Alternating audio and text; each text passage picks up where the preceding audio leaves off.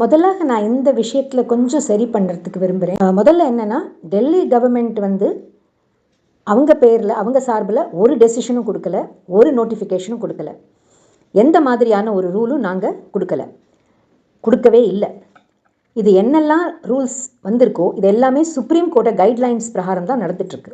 We are just government. என்ன guidelines வருதோ அதை நாங்கள் பார்த்து தான் ஆகணும்.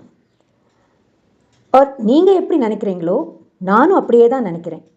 இந்த பூமியில் பகவானோட எல்லா சிருஷ்டியும் ஒன்றா இருக்கணும் அப்படிங்கிறது தான் என்னோட ஆசையும்.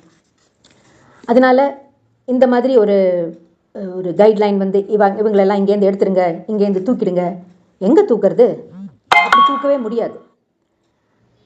நான் இப்படி நினச்சேன்னா என்ன பண்ணுறது? சுப்ரீம் கோர்ட்டோட ஆனரபிள் சுப்ரீம் கோர்ட்டோட கைட்லைன்ஸு அவங்களோடது அவங்க இடத்துல கரெக்டாக இருக்கலாம், ஆனால் நம்ம பண்ணவே முடியாது இதை.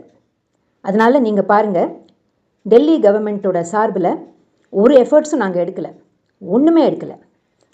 எம்சிடிக்கு கைட்லைன்ஸ் கொடுத்ததும் ஆனரபிள் சுப்ரீம் கோர்ட்டு தான். அவங்களோட கைட்லைன்ஸில் டாகுக்கு இங்கே ஃபீடிங் பாயிண்ட்ஸ் பண்ணுங்கள், இதை பண்ணுங்கள், அதை பண்ணுங்கன்னு அவங்க தான் எல்லாம் சொல்லிகிட்ருக்காங்க. டெல்லி கவர்மெண்ட்டில் ஆஸ் அ டெல்லி கவர்மெண்ட் நான் என்ன பண்ணினேன்னா, வெட்னரி ஹாஸ்பிட்டல்ஸ் எல்லாம் ரிவ்யூ பண்ணினேன், எப்படி வேலை பண்ணுறாங்கன்னு பார்த்தேன். அதை நான் பார்க்குறச்ச என்ன எனக்கு கண்டுபிடிச்சேன்னா, I came to know about that 70 veterinary hospitals Delhi கவர்மெண்ட்டில் இருக்குது. But that is of no use. எங்கேயோ ஒரு காரியமும் நடக்கலை எங்கேயுமே. ஏதோ 1-2 ஹாஸ்பிட்டலில் ஏதோ 1-2 டாக்டர் இருக்காங்க, ஏதோ 1-2 ஸ்டாஃப் இருக்காங்க. அவங்க வந்து ஒரு டாகுக்கு எந்த அளவுக்கு கேர் கொடுக்கணுமோ நியாயமாக அது அவங்களால கொடுக்க முடியல. ஸோ அதனால் நான் முதலாக என்ன பண்ணேன்னா, இந்த வெட்னரி ஹாஸ்பிட்டல்ஸோட இதெல்லாம் ரிவைஸ் பண்ணினேன். நான் என்ன நினைக்கிறேன்னா, என்னோடய விஷன் ரொம்ப கிளியர். நான் என்னோடய பிரின்சிபல்ஸ்லாம் ரொம்ப கிளியர். நான் வந்து க்ரூவல்ட்டி அதை நான் நினச்சி கூட பார்க்க முடியாது. நான் வந்து அது இந்த மாதிரி ஒரு க்ரூவல் காரியங்களை பண்ணவே நான் விரும்ப மாட்டேன், பண்ணவும் விட மாட்டேன். நானும் அதை புரிஞ்சுட்டுருக்கேன் நல்லா. நான் வந்து அதை நல்லா புரிஞ்சுட்டுருக்கேன். அண்ட் ஐ பிலீவ் இந்த